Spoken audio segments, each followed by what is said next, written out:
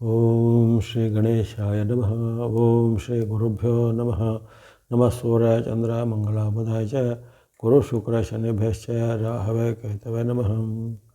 ನಮಸ್ತೆ. ಆಸ್ಟ್ರೋ ಆಚಾರ್ಯ ಗುರೂಜಿ ವಾಹಿನಿಗೆ ತಮಗೆಲ್ಲರಿಗೂ ಆಧಾರದ ಸ್ವಾಗತ.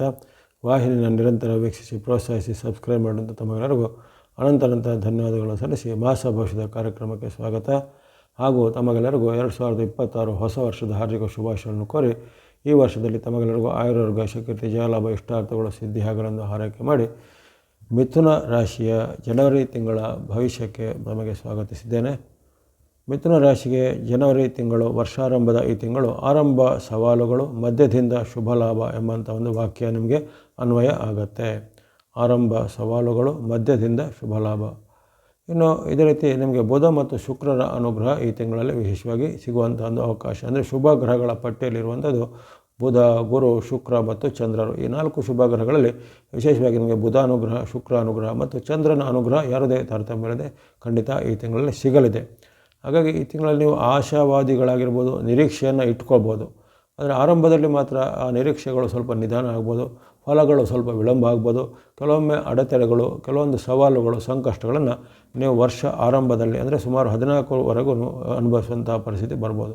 15ರ ಬಳಿಕ ನಿಮ್ಮ ಮಕರ ಸಂಕ್ರಾಂತಿಯ ಬಳಿಕದಿಂದ ನಿಮಗೆ ವಿಶೇಷವಾದ ಶುಭಗಳು ಒಂದೊಂದಾಗಿ ಹೆಚ್ಚುತ್ತಾ ಹೋಗುತ್ತೆ. ಉದಾಹರಣೆಗೆ ಅಲ್ಲಿ ಬುಧ ಅನುಗ್ರಹ ನಿಮಗೆ 17ರಿಂದ ಆರಂಭ ಆಗುವಂಥದ್ದು, ಶುಕ್ರನ ಅನುಗ್ರಹ ನಿಮಗೆ 13ರಿಂದ ಆರಂಭ ಆಗುವಂಥದ್ದು, ಅಲ್ಲಿ ಕೇತುವಿನ ಬೆಂಬಲ ನಿಮಗೆ ತಿಂಗಳು ಪೂರ್ತಿ ಇರುವಂಥದ್ದು, ಚಂದ್ರನ ಅನುಕೂಲತೆಗಳು ನಿಮಗೆ ವಿಶೇಷವಾಗಿ 17 ದಿನಾಂಕಗಳಲ್ಲಿ ಈ ತಿಂಗಳಲ್ಲಿ ಸಿಗಲಿದೆ. ಹಾಗಾಗಿ ಆರಂಭದಲ್ಲಿ ಅನೇಕ ರೀತಿಯ ನಿಮಗೆ ಸವಾಲು ಸಂಕಷ್ಟಗಳನ್ನು ಎದುರಿಸಿದರೂ ಸಹಿತ ತಿಂಗಳ ಮಧ್ಯಭಾಗದ ಬಳಿಕ ಅನೇಕ ರೀತಿಯ ಶುಭ ಫಲಗಳನ್ನು ನಿರೀಕ್ಷೆ ಮಾಡ್ಬೋದು. ವ್ಯಾಪಾರ, ಉದ್ಯಮ ಚಟುವಟಿಕೆ, ಕೃಷಿ ಚಟುವಟಿಕೆ ಇರ್ಬೋದು, ಅಥವಾ ಇನ್ನಿತರ ಯಾವುದೇ ರೀತಿಯ ಶಿಕ್ಷಣ ಕ್ಷೇತ್ರದಲ್ಲಿರುವ ಯುವಕರು ಇರ್ಬೋದು, ವಿದ್ಯಾರ್ಥಿಗಳು ಇರ್ಬೋದು, ಸಾಧಕರು, ಕ್ರೀಡಾಪಟುಗಳು ಅಥವಾ ಸಾಹಿತಿ, ಕಲಾವಿದ ಮುಂತಾದ ವಿಚಾರಗಳಿಗೆ ಈ ತಿಂಗಳ ಒಂದು ಮಧ್ಯಭಾಗದ ಬಳಿಕ ಅಂದರೆ 15ರ ಬಳಿಕ ಭಾಗ್ಯೋದಯ ಕಾಲ. ಅನೇಕ ರೀತಿಯ ಉತ್ತಮ ಫಲಗಳು ನಿಮಗೆ ಏಕಕಾಲದಲ್ಲಿ ತಿಂಗಳ ಮಧ್ಯಭಾಗದಿಂದ ತಿಂಗಳ ಕೊನೆವರೆಗೂ ನೀವು ಅನುಭವಿಸುವಂತಹ ಸಾಧ್ಯತೆ ಮಿಥುನ ರಾಶಿಯವರಿಗಿರುತ್ತೆ. ಅಲ್ಲಿ ಒಂದೊಂದಾಗಿ ಗ್ರಹಾನುಕೂಲ ನೋಡಿದಾಗ ಸೂರ್ಯನ ಅನುಕೂಲತೆ ನಿಮಗೆ ಇದೆಯಾ ಇಲ್ಲ ನೋಡಿದಾಗ ಸೂರ್ಯನ ನಿಮಗೆ ಈ ತಿಂಗಳಲ್ಲಿ ಅನುಕೂಲವಾಗಿಲ್ಲ. ಸೂರ್ಯನ ತಿಂಗಳಲ್ಲಿ ವಿರುದ್ಧವಾಗಿ ಇರ್ತಾನೆ. ಅಲ್ಲಿ ಧನುರಾಶಿಯಲ್ಲಿರುವಾಗ ನಿಮಗೆ ಸಪ್ತಮದ ಸೂರ್ಯನು, ಮಕರ ರಾಶಿಗೆ 15ರಿಂದ ಬಂದಾಗ ನಿಮಗೆ ಅಷ್ಟಮದ ಸೂರ್ಯನು ಆಗಿರೋ ಕಾರಣ ಕೆಲವೊಮ್ಮೆ ಆರೋಗ್ಯದಲ್ಲಿ ಏರ್ಪೇರು, ಮಾತಿನ ಚಕಮಕಿ, ಪತಿ ಪತ್ನಿಯರಿಗೆ ಕಲಹ ಇವೆಲ್ಲವೂ ನಿಮಗೆ ತಿಂಗಳ ಆರಂಭದಿಂದ 15ರವರೆಗೆ ಕಂಡು ಬರ್ಬೋದು. ಅಂದರೆ ದಾಂಪತ್ಯದಲ್ಲಿ ಕಲಹಗಳು ಬರುವಂಥದ್ದು, ಹಣಕಾಸಿನ ವಿಚಾರ ವಿವಾದಗಳಾಗುವಂಥದ್ದು, ಅಥವಾ ಹಣಕಾಸಿಗೆ ಸಂಬಂಧಪಟ್ಟ ಏನಾದರೂ ಮೋಸ ವಂಚನೆಗೆ ಒಳಗಾಗುವಂಥ ಸಾಧ್ಯತೆ ಸೂರ್ಯನ ಅನುಕೂಲತೆ ಇಲ್ಲದೇ ಇರುವ ಕಾರಣ ನಿಮಗೆ ಸಪ್ತಮ ಮತ್ತು ಅಷ್ಟಮದಲ್ಲಿರುವಂಥ ಸೂರ್ಯನ ಒಂದು ವೈರುಧ್ಯದ ಕಾರಣವಾಗಿ ಆಗ್ಬೋದಾಗಿದೆ. ಜೊತೆಗೆ ಕೌಟುಂಬಿಕ ಕಲಹ, ಅವಮಾನಕರ ಘಟನೆ ಆಗುವಂಥದ್ದು, ಸಾರ್ವಜನಿಕ ಸಮ್ಮುಖದಲ್ಲಿ ನಮಗೇನಾದರೂ ಅವಮಾನಕರ ಘಟನೆ ಆಗುವಂಥದ್ದು, ಸರ್ಕಾರ ಮೂಲ ಕೋರ್ಟ್ ಕಚೇರಿ ಕೆಲಸ ಕಾರ್ಯಗಳು ನಿಧಾನಗತಿ ಅಥವಾ ನಿಮಗೆ ಹಿನ್ನಡೆ ಆಗುವಂಥ ಸಾಧ್ಯತೆ ಜನವರಿ ತಿಂಗಳಲ್ಲಿ ಬರುತ್ತೆ ಮಿಥುನದವರೆಗೆ. ಆದರೆ ಮಂಗಳನು ಸಹ ನಿಮಗೆ ತಿಂಗಳ ಪೂರ್ತಿ ವಿರುದ್ಧವಾಗಿಯೇ ಇರ್ತಾನೆ. ಮಂಗಳನು ಸಹ ನಿಮಗೆ ಅಲ್ಲಿ 7, 8ರ ಸ್ಥಾನ ಸಪ್ತಮ ಮತ್ತು ಅಷ್ಟಮದಲ್ಲಿ ಇರುವ ಕಾರಣ ಅನೇಕ ರೀತಿಯ ಆರೋಗ್ಯ ಸಮಸ್ಯೆ, ದಾಂಪತ್ಯ ಮೂಲದ ಸಮಸ್ಯೆ, ಕೌಟುಂಬಿಕ ಕಲಹಗಳು, ಪತಿ ಪತ್ನಿಯರಲ್ಲಿ ಭಿನ್ನಾಭಿಪ್ರಾಯ, ಸಹೋದರರಲ್ಲಿ ಕಲಹ, ಹಣಕಾಸಿನ ಮೂಲದ ಯಾವುದೇ ರೀತಿಯ ವಿವಾದಗಳು ಉಂಟಾಗುವಂಥದ್ದು, ಏನಾದರೂ ಕಾಂಟ್ರವರ್ಸಿ ಅಥವಾ ಕೇಸುಗಳು ನಿಮ್ಮ ವಿರುದ್ಧ ಸುತ್ತಿಕೊಳ್ಳುವಂಥದ್ದು ಇವೆಲ್ಲ ಸಾಧ್ಯತೆ ಮಂಗಳನ ವೈರುಧ್ಯದಿಂದ ಇರುತ್ತೆ. ಹಾಗಾಗಿ ಕೌಟುಂಬಿಕವಾಗಿ, ಹಣಕಾಸು ವಿಚಾರವಾಗಿ, ಔದ್ಯೋಗಿಕ ವಿಚಾರ ಯಾವುದೇ ವಿವಾದ ಅಥವಾ ಕಾಂಟ್ರವರ್ಸಿ ಅಥವಾ ವಿವಾದಗಳಲ್ಲಿ ಸಿಲುಕಿಕೊಳ್ಳುವಂತೆ ನೋಡ್ಕೋಬೇಕಾಗತ್ತೆ. ಜೊತೆಗೆ ನಿಮ್ಮ ಒಂದು ಅತಿಯಾದ ಆತ್ಮವಿಶ್ವಾಸದಿಂದ ನೀವು ಹಣವನ್ನು ಕಳೆದುಕೊಳ್ಳುವಂಥ ಸಾಧ್ಯತೆ ಸಹ ಬರ್ಬೋದು. ಇನ್ನು ಬುಧಾನುಗ್ರಹ ನಿಮಗೆ ಹೇಳಿದ್ದೇನೆ ಆರಂಭದಲ್ಲಿ ಇರೋದಿಲ್ಲ. 16ರವರೆಗೆ ಬುಧನು ವಿರುದ್ಧವಾಗಿರ್ತಾನೆ. ಅಲ್ಲಿ ಸಪ್ತಮದ ಬುಧನ ಇರುವ ಕಾರಣ ಅನೇಕ ರೀತಿಯ ದಾಂಪತ್ಯ ಮೂಲದ ಸಮಸ್ಯೆಗಳು ಬರುವಂಥದ್ದು, ಪತಿ ಪತ್ನಿಯರ ಮಧ್ಯೆ ಭಿನ್ನಾಭಿಪ್ರಾಯ ಬರುವಂಥದ್ದು, ಅಥವಾ ಇನ್ನಿತರ ಯಾವುದೇ ಕೆಲಸ ಕಾರ್ಯಗಳು ನಿಮಗೆ ವಿಘ್ನ ಅಡೆತಡೆಗಳು ಬರುವಂಥ ಸಾಧ್ಯತೆ ಇರುತ್ತೆ. ಅಂದರೆ 17ರ ಬಳಿಕ ಬುಧನು ನಿಮಗೆ ಪೂರಕವಾಗಿ ಬಂದಿದ್ದಾನೆ. 17ರ ಬಳಿಕ ನಿಮಗೆ ಬುಧನಿಂದಾಗಿ ಲಾಭ, ಜಯ, ಸುಖ ಸಿಗುವಂಥದ್ದು, ವ್ಯಾಪಾರ ಉದ್ಯಮದಲ್ಲಿ ಪ್ರಗತಿ ಆಗುವಂಥದ್ದಿರುತ್ತೆ. ಗುರುವಿನ ಅನುಕೂಲತೆ ನಿಮಗೆ ತಿಂಗಳಲ್ಲಿ ಇರೋದಿಲ್ಲ. ಗುರು ನಿಮಗೆ ವಿರುದ್ಧವಾಗಿ ಜನ್ಮದಲ್ಲೇ ಕುಳಿತಿರುವ ಕಾರಣ ಆರೋಗ್ಯದ ಮೇಲೆ ಅಡ್ಡ ಪರಿಣಾಮ ಖಂಡಿತ ಬಂದೇ ಬರುತ್ತೆ. ಜನ್ಮದಲ್ಲಿ ಈಗ ಇರುವಂಥ ವಕ್ರಿ ಗುರುವಿಂದಾಗಿ ಆರೋಗ್ಯದಲ್ಲಿ ಸಣ್ಣ ಪುಟ್ಟ ಏರ್ಪೇರು ಬರುವಂಥದ್ದು, ಹವಾಮಾನ ವೈಪರೀತ್ಯ, ಆಹಾರ ದೋಷದಿಂದ ಏನಾದರೂ ಸಮಸ್ಯೆಗಳು ಬರುವಂಥದ್ದು, ಅಥವಾ ವಯಸ್ಸಿಗೆ ವಯೋಮಾನಕ್ಕೆ ಅನುಗುಣವಾಗಿ ಬರುವಂಥ ವಯೋಸಹಜವಾದ ಕಾಯಿಲೆ, ಉದಾಹರಣೆಗೆ BP, ಶುಗರು ಮುಂತಾದೆಲ್ಲ ಇದ್ದರೆ ಅವೆಲ್ಲವೂ ಈಗ ಸ್ವಲ್ಪ ಹೆಚ್ಚಿನ ತೊಂದರೆ ಕೊಡ್ಬೋದಾಗಿದೆ. ಹಾಗಾಗಿ ಗುರುವಿನ ಅನುಕೂಲತೆ ನಿಮಗೆ ಅಷ್ಟಿರೋದಿಲ್ಲ. ಆರೋಗ್ಯದ ರಕ್ಷಣೆ ಮಾಡ್ಕೋಬೇಕು. ಮಾತಿನ ಚಕಮಕಿ ಬರುವಂಥದ್ದು, ಜೊತೆಗೆ ಅನಾವಶ್ಯಕವಾಗುವಾದ ಕಲಹಗಳು ಆಗುವಂಥ ಸಾಧ್ಯತೆ ಇರುತ್ತೆ. ಇನ್ನು ಶುಕ್ರಾನುಗ್ರಹ ನಿಮಗೆ ಗಮನಿಸಿದಾಗ ಆರಂಭದಲ್ಲಿ ನಿಮಗೆ ಶುಕ್ರನ ಅನುಗ್ರಹ ಇರೋದಿಲ್ಲ. 12ರವರೆಗೆ ಶುಕ್ರನು ವೈರುಧ್ಯದ ಸ್ಥಾನದಲ್ಲಿರ್ತಾನೆ.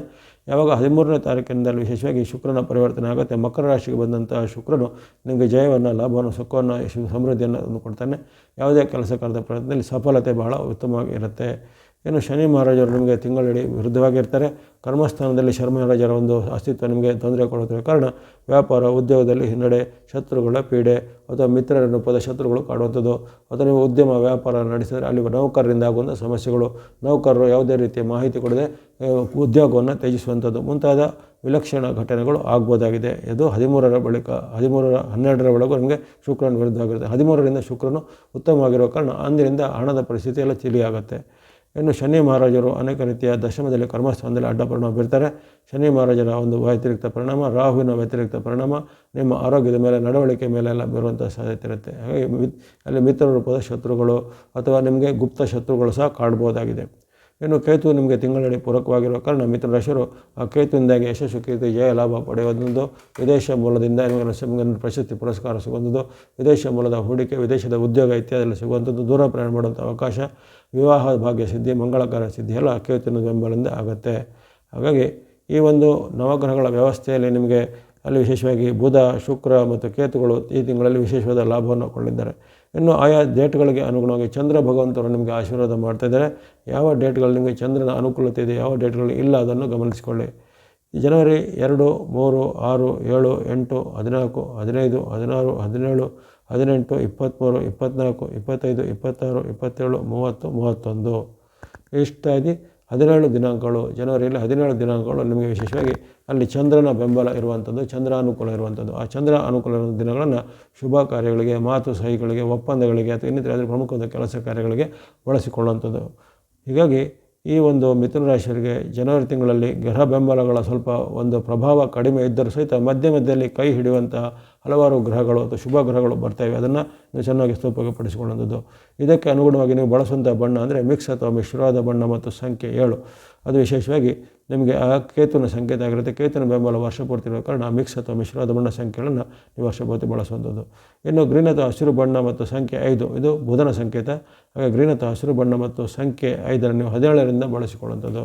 ಇನ್ನು ವೈಟ್ ಅಥವಾ ಬಿಳಿಯ ಬಣ್ಣ ಮತ್ತು ಸಂಕೇತ 6, ಸಂಖ್ಯೆ 6 ಇದು ಶುಕ್ರನ ಸಂಕೇತ. ಹಾಗೆ ವೈಟ್ ಅಥವಾ ಬಿಳಿಯ ಬಣ್ಣ ಮತ್ತು ಸಂಖ್ಯೆ 6ನ್ನು ನೀವು ವಿಶೇಷವಾಗಿ 13ರಿಂದ ಬಳಸಿಕೊಳ್ಳುತ್ತದೆ. ಜನವರಿ 13ರ ಬಳಿಕ ನಿಮಗೆ ಶುಕ್ರ ಅನುಗ್ರಹ ಬರುವ ಕಾರಣ 13ರಿಂದ ಬಳಸಿಕೊಳ್ಳುತ್ತದೆ.